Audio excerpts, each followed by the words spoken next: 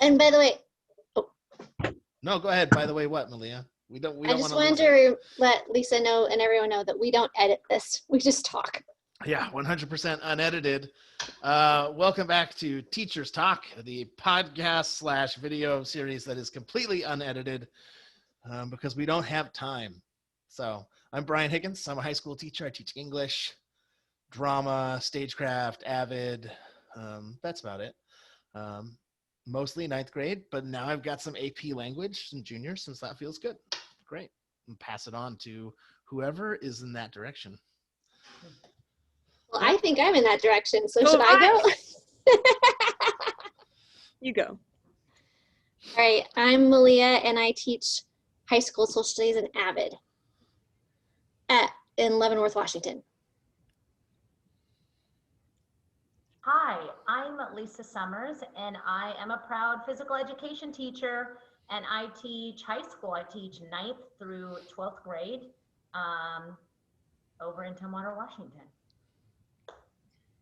And my name is Molly Ravis. I teach 9th and 10th grade sciences, which is like physics, chemistry, and bio at Cascade High School in Leavenworth with Malia.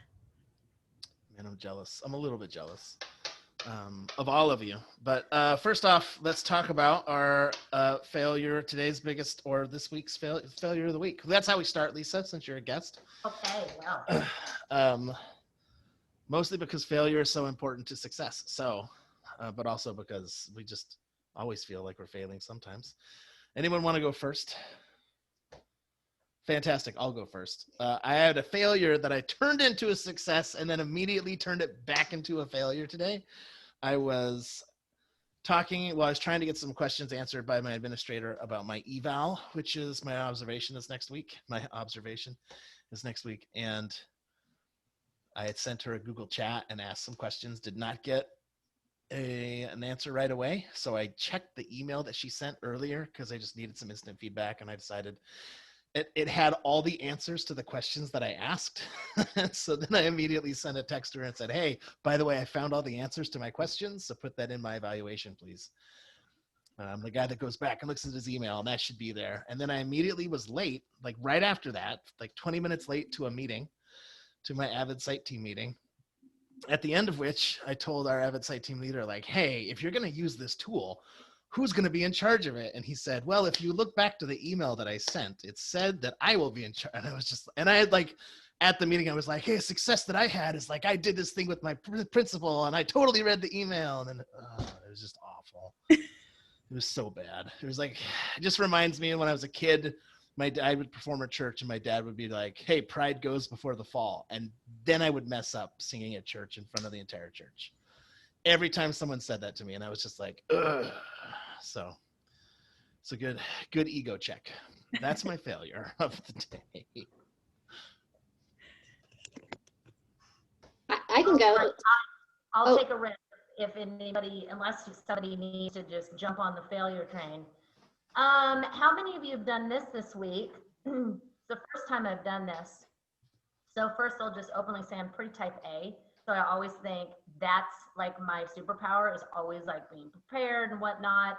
So here I am ready to teach, and I choose Google Meet with my students, and I get on 10 minutes prior to class, and I'm on, and I've got music playing, and I got their first slide of like kind of what we're gonna do and whatnot. And typically I'll get a couple kids, and then as it's 8 minutes before class start, few more, and then 6, we get this, right?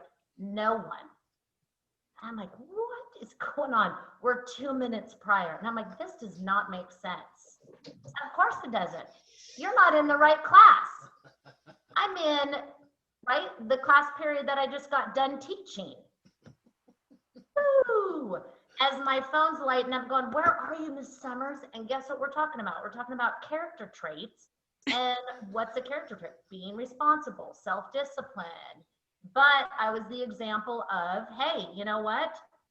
Sometimes we just goof up, and that's a great lesson to say, hey, give me a second shot. I can do better. And I'm sure I will do that once again. So. I've been so fearful of that exact thing that I use the exact same Zoom link for everything I do. all my classes, and it just has, so I'm just waiting for that to blow up in my face too. Sorry to jump in.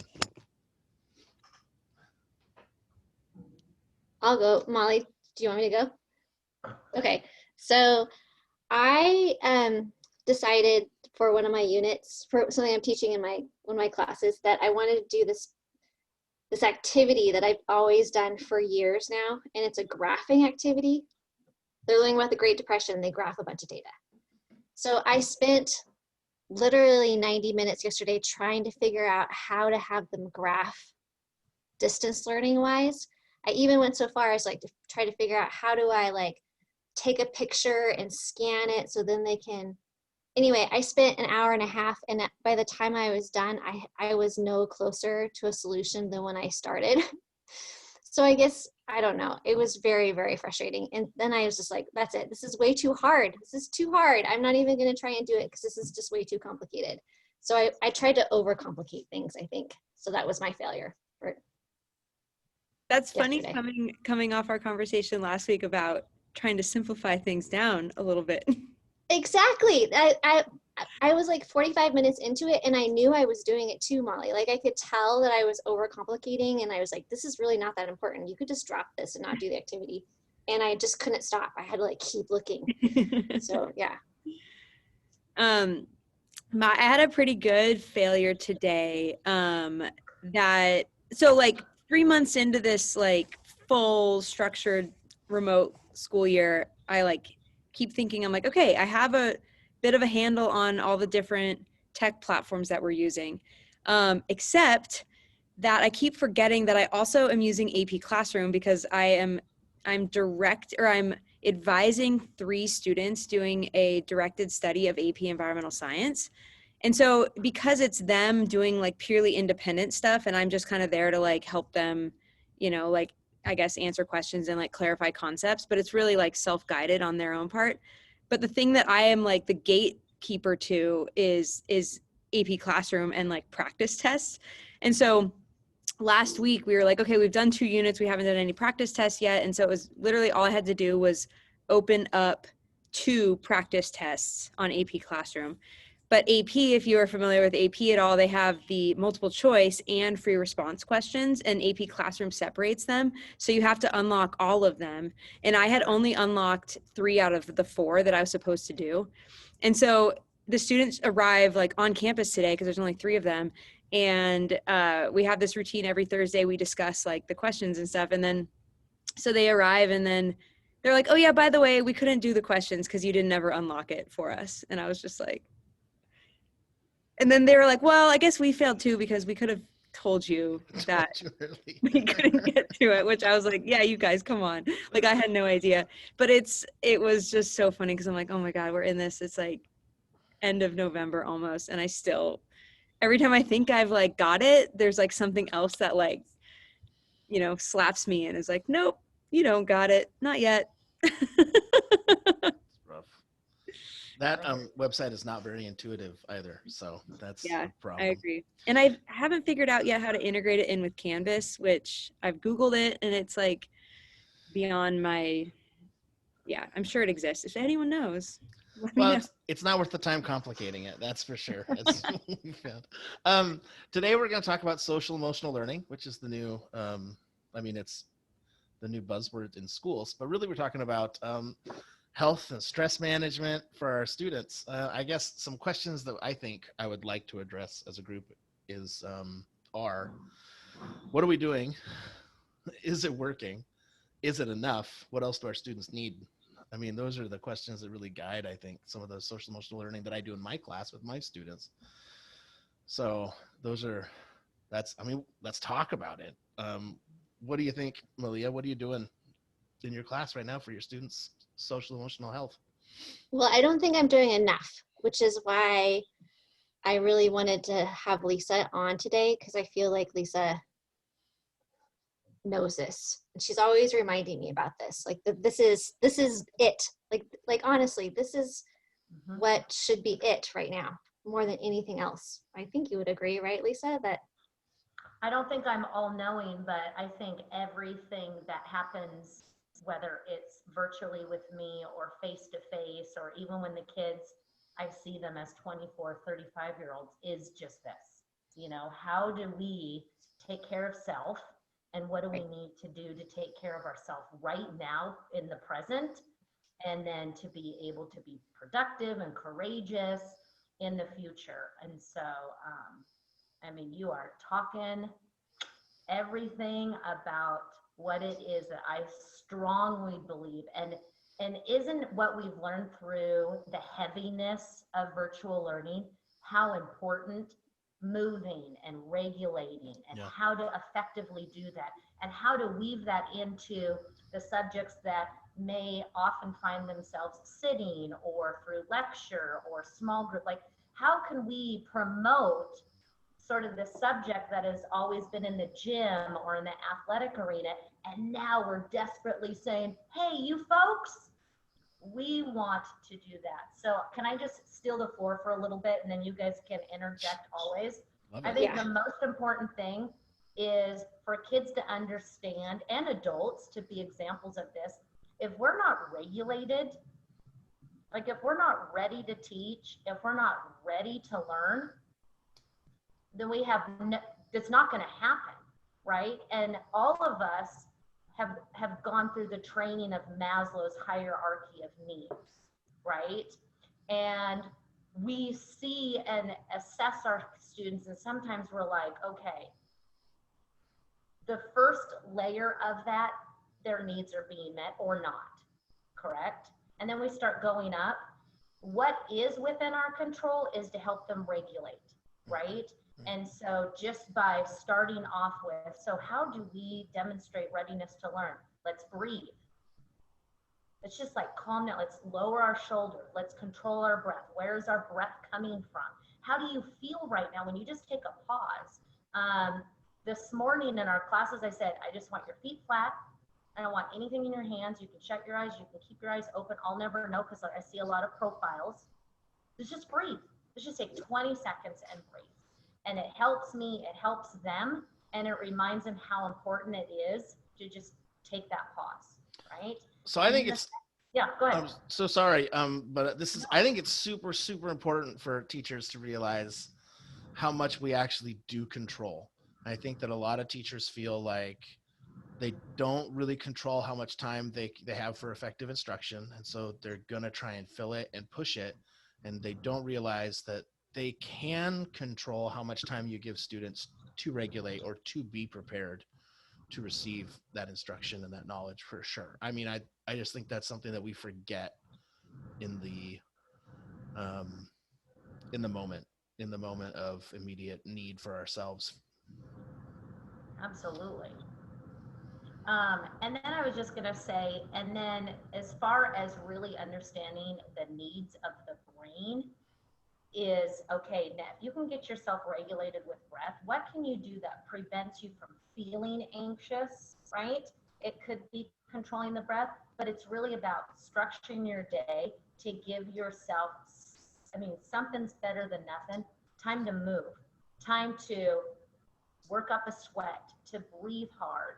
Maybe it's going outside and just experiencing walking or running or jumping or playing if you have equipment near you, but spending time getting your heart rate up, because it really does obviously improve our brain health. And we can look at the physiological, changes that happen. We can look at the hormone balances that can occur. But really, if we can do those two things and just breathe and move every single day, then our kids will be more inclined to be ready to learn, to sit still, to listen, to engage, to think, to process, right? If they don't have those two things going in, I mean, they're going to be distracted for sure. They're going to be bored, and they're going to check out. And so I love the teachers that are like, hey, for 5 minutes, let's just do this funky dance, or let's follow, this sort of routine, or this is a picture. And it might be something that's just like calming. Let's just calm down. Let's just take a look at this picture, calm down for 30 seconds, and then have kids, how do you feel? Do a before and after. And to me, I keep telling my kids, let's regulate, let's connect and reflect, right? So I'm always saying, how do you feel after we just did that? And oftentimes it starts to begin this process of them connecting, you know what? I just did something and I feel better. Okay, let's just keep doing that, right? Day in and day out. And if all the teachers are valuing it or say, hey, you guys, I just went for a run, or I just did this and I feel so much better. If we make that sort of like the advertisement, like we're all sharing and saying, I'm stressed out, or I feel really great. You know why I feel great?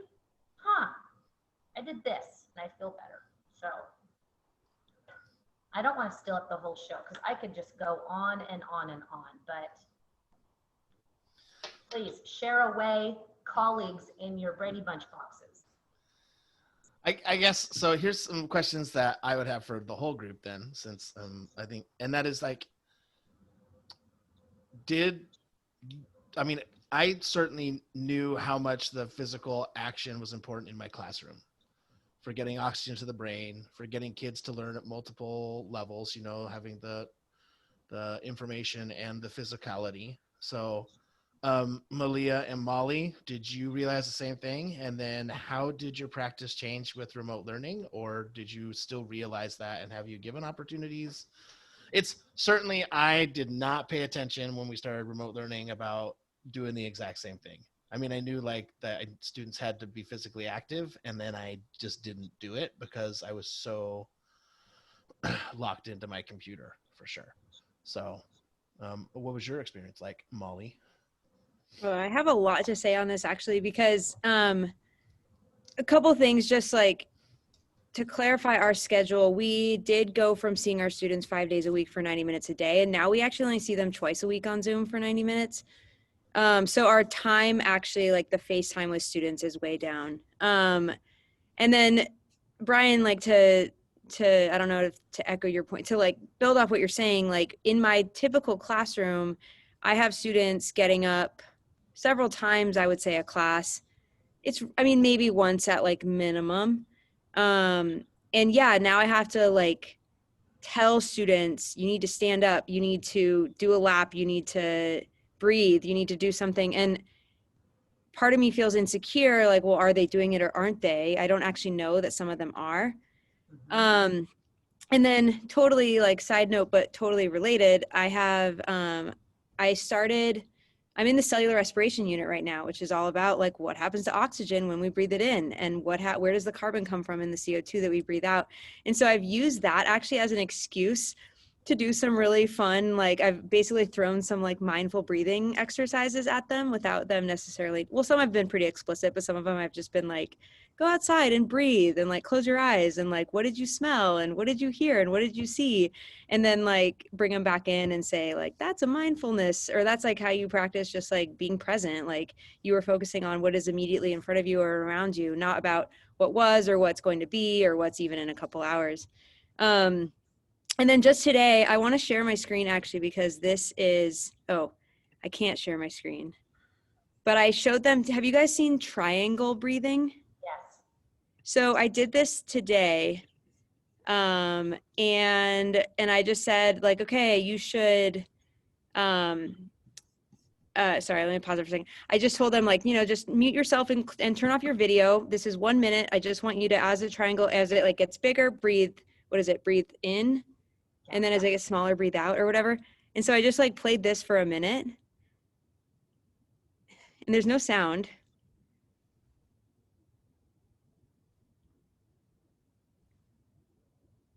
Anyways, we could keep going for the minute, but you know, and then I had my like little tie into the actual unit we were doing, but then also like, hey, if you guys are ever feeling like you can't focus, you're distracted by lots going on, just like literally take 1 minute and practice this like triangle breathing. You could look it up on YouTube.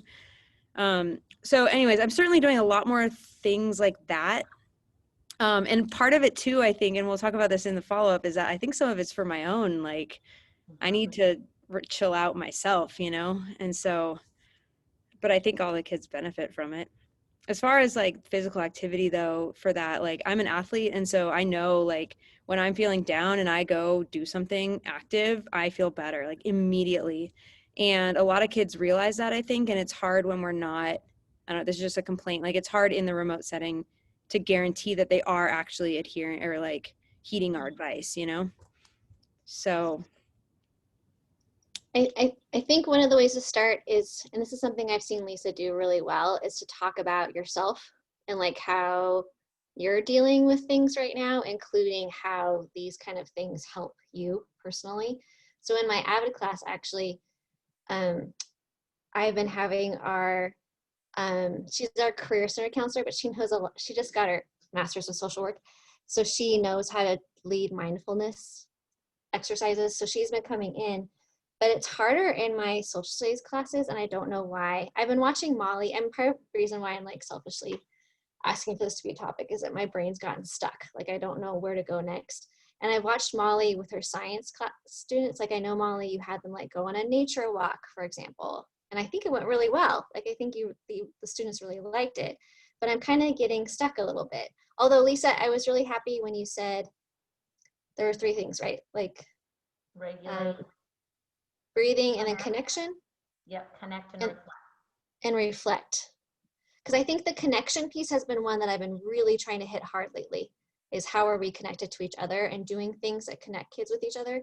But the first one, I know I'm not, the regulation part is a part that I want to figure out how to incorporate better.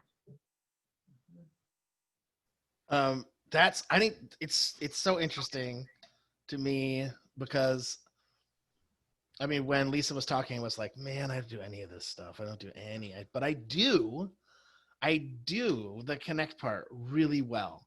And I do the regulate part, just not with physicality, with emotions. We talk a lot, especially in my Avid classes, about not responding emotionally or acknowledging your emotions and then trying to step outside of them to make decisions that are healthy and then deal with the emotions in a healthy way as well, which is like emotional regulation, you know. And my kids are great at connecting with each other, and then I'm just like, yeah, we did it, and I'm done, and I forget to like say, why do we feel good about this? Let's talk about the reflection side of things. So I mean, it's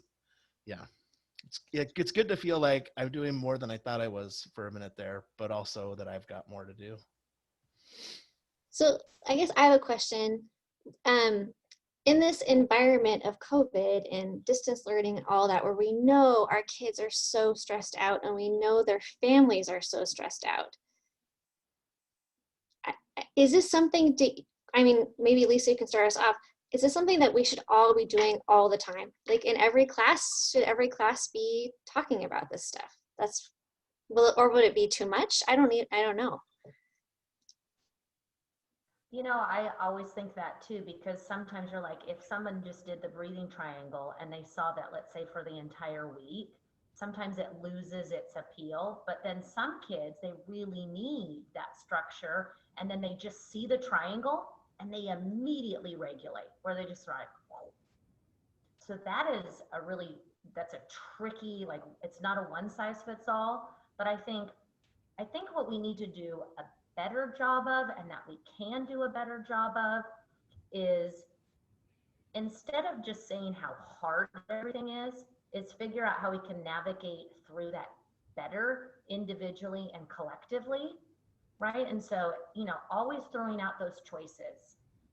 And again, I'm not seeing if my kids are doing the breathing exercises, but I'll tell you what, if we do the entire school year, or if we just do a semester or however many, that little angel on their shoulder, they have heard from me. And so probably every time they see me or hear the word mindful or regulate or connect or reflect, they'll be like, she's not the first person that said that, right?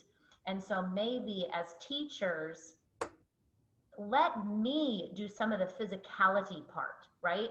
Let me take some of the concepts of cellular respiration and let me be the application part and use that. But then you guys can use some of those vocabulary words or themes in weaving together, you know, some of these really important parts. So it doesn't matter if you're, you know, social studies, you can say, what does everybody around the world do to regulate, connect, or reflect? And weave it in that way. And then they'll be like, oh my gosh, I'm actually doing these things. My family's doing this. This isn't something that's so new.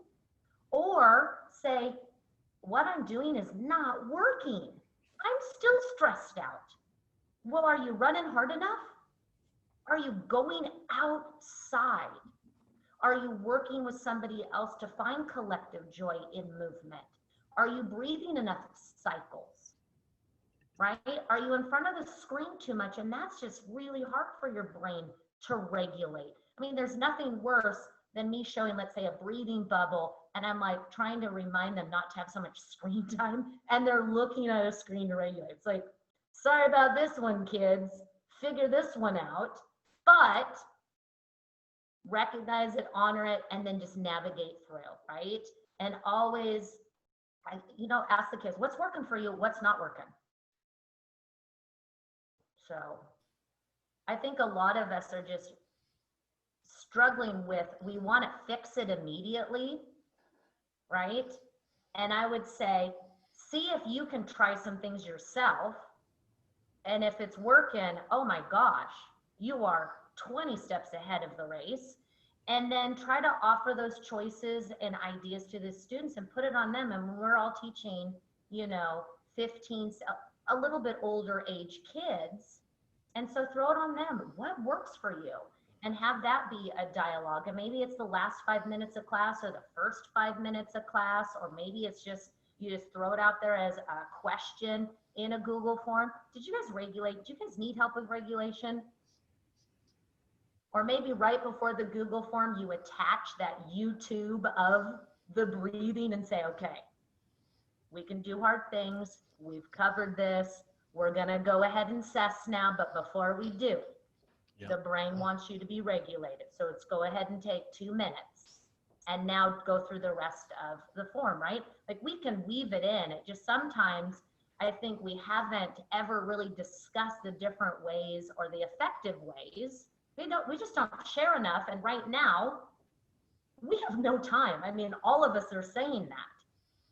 So hopefully, just from our conversation, we can come away with one more thing. And I like that you said cellular respiration, because now that'll be a piece that'll just plant in and say, okay, I bet some of my biology kids are going to love hearing just that, because that might be, that little hook. Mm-hmm. We have 1 minute. 1 minute. So Molly, Malia, any last questions or comments or? I have like a bigger statement, but I did ask my students like one thing about what's working, what isn't working with remote. And what I figured out, a lot of kids are staying in their pajamas all day and doing their learning from bed. And so I tried really hard to kind of introduce them to this idea of like, you start to associate emotions and like stress and anxieties with physical locations. And so if your bed used to be the place where you would go to sleep and rejuvenate, right? Now it's the place that you're doing school, which is maybe anxiety inducing for you. So think about that. And I got a lot of really good responses from students saying like, you should shower when you wake up. You should get dressed. Like you should, like go work somewhere else if you can, which not every kid can, like make a little space that's like, the learning space, and then you have the like relaxing space. And because a lot of it is like, what can we do right now? Like, what do we have control over? We have a lot of constraints, and so, but we have power within those, and we need to figure out how to I guess. I totally agree. And I think sometimes kids just get in a rut, right? We're habitual, like we just love habits, right? And sometimes our habits are terrible, right? And it's like, how do you break that when sometimes it's so comfortable being comfortable? But then talking about that too is, finding fortitude or grit, or try something different, because clearly, buddy, it's not working. It's not working for me, right? And maybe you need to get out of the jammies.